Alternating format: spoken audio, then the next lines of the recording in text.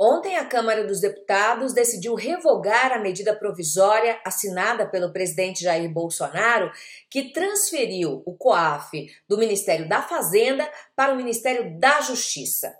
Mas o líder do PSL no Senado, o PSL é o partido do presidente, o líder do PSL no Senado, que é o Major Olímpio, já disse que vai tentar reverter essa decisão dos deputados em uma nova votação, dessa vez no Senado Federal. Mas que mania tem o PSL de ser do contra, né?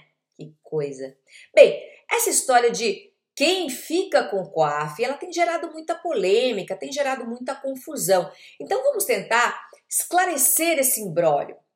Bem, o COAF é o Conselho de Controle de Atividades Financeiras, que foi criado ainda no governo de Fernando Henrique Cardoso, através da Lei 9.613 de março de 1998, e ficou conhecida como Lei de Lavagem de Dinheiro.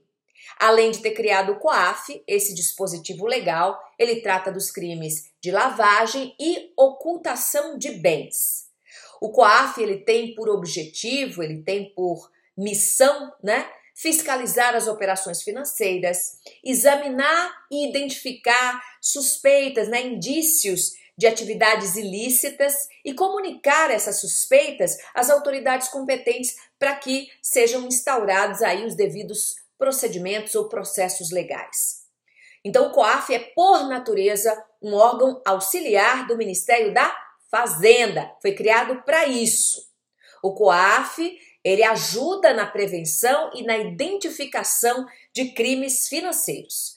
Não é um órgão punitivo, como muita gente pode pensar. Ele não é ligado à justiça, muito embora ele possa sim aplicar penalidades, mas essas penalidades elas estão restritas ao âmbito administrativo. O COAF, ele só aplica penalidades no campo administrativo, não no campo penal. Por isso ele não é um órgão punitivo por natureza, por essência.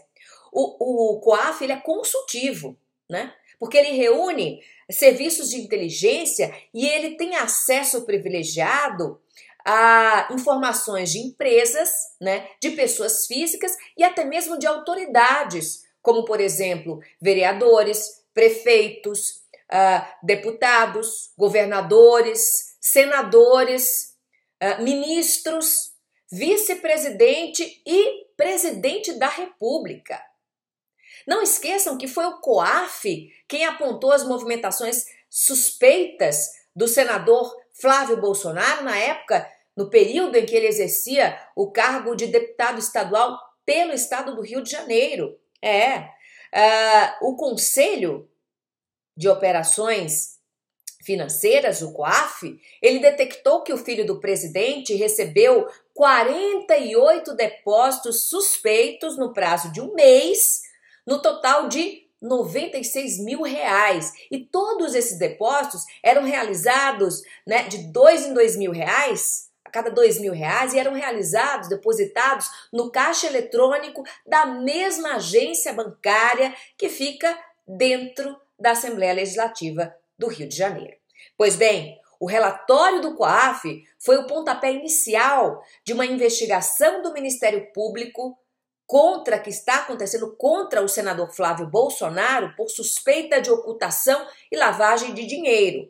Foi graças ao diligente trabalho do COAF, que o Ministério Público pôde se municiar de provas e indícios de provas para pedir ao Poder Judiciário, e o Poder Judiciário já deferiu a quebra dos sigilos fiscal e bancário, tanto do senador Flávio Bolsonaro quanto do motorista Queiroz e de pessoas ligadas a esse grupo. Pois bem, como se vê, o COAF incomoda muita gente, e gente graúda. Então é de se perguntar por que o presidente Jair Bolsonaro decidiu, assim, por medida provisória, mexer no COAF e entregá-lo nas mãos do ministro Sérgio Moro.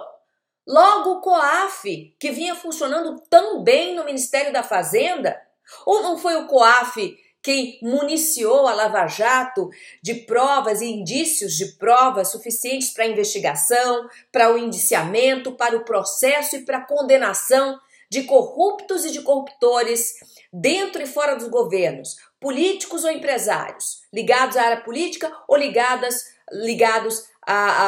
ao ramo das empresas.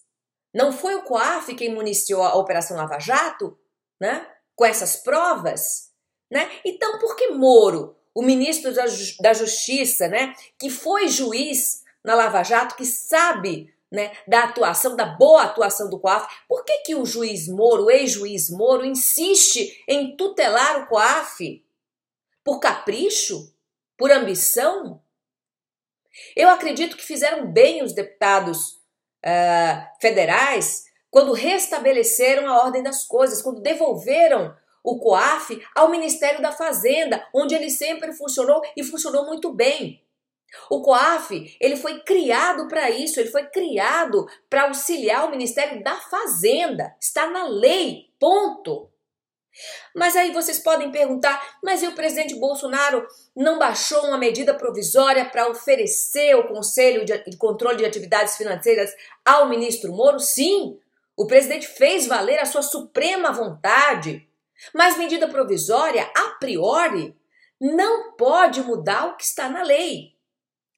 Vejamos, para entender isso, vamos entender o que é medida provisória, ou MP, né? A MP é o novo nome dado ao velho e antirrepublicano decreto presidencial, uma herança dos tempos da ditadura militar, quando o poder executivo podia tudo, até mesmo legislar. Pois bem, medida provisória nada mais é que resquício de um Estado autoritário e antidemocrático que não respeita a divisão e a independência, a harmonia dos poderes. MP tem força de lei, mas não é lei. Pode até valer por um tempo como lei, né? Mas, para ser aceita como lei em definitivo, ela precisa ser ratificada, ela precisa ser confirmada pelo poder legislativo. Então, para que não reste dúvida, para que não fique aquele disse-me-disse, que fique bem claro. A última palavra sobre qualquer medida provisória, inclusive a que trata do COAF, é sempre do parlamento. E ponto final. Boa noite, Brasil.